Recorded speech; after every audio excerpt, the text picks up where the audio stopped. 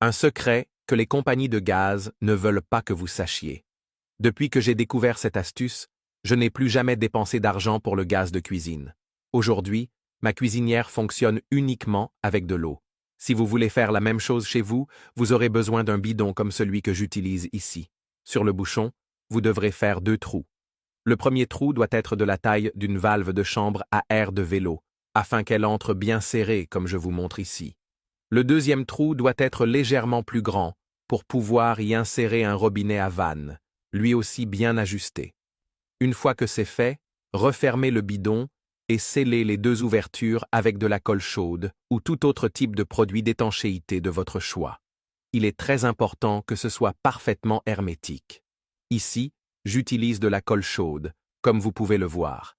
Il est très important de préciser que cette astuce n'est pas destinée aux enfants ou aux mineurs. Nous recommandons aux adultes de faire très attention en réalisant cela chez eux et de suivre les instructions à la lettre, comme dans la vidéo.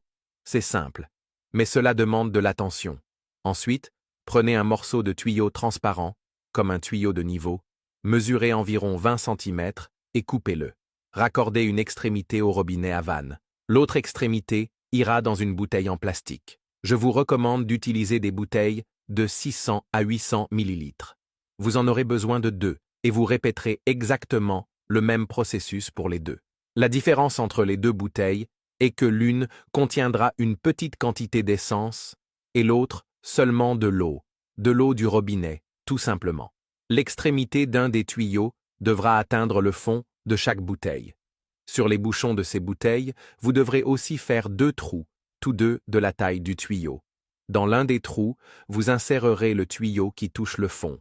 Dans l'autre, un deuxième morceau de tuyau, qui servira à conduire la pression et le gaz des bouteilles et du bidon vers la cuisinière. N'oubliez pas de bien sceller les trous dans les bouchons également. Il est essentiel qu'il n'y ait aucune fuite de pression. Maintenant, sur le bidon où vous avez installé la valve et la chambre à air, connectez une pompe à vélo sur la valve et remplissez le bidon d'air jusqu'à ce qu'il soit bien pressurisé. Assurez-vous que la vanne est bien fermée à ce moment-là. Une fois que c'est fait, retirez la pompe, puis ouvrez doucement la vanne. En faisant cela, vous aurez déjà de la pression dans le système de votre cuisinière. Allumez un des brûleurs et vous verrez que cela fonctionne comme le gaz de cuisine traditionnel. C'est une vieille astuce que les anciens utilisaient et j'ai décidé de la partager avec vous pour vous aider à économiser à la maison. Si vous ne connaissiez pas cette méthode, dites-le moi en commentaire.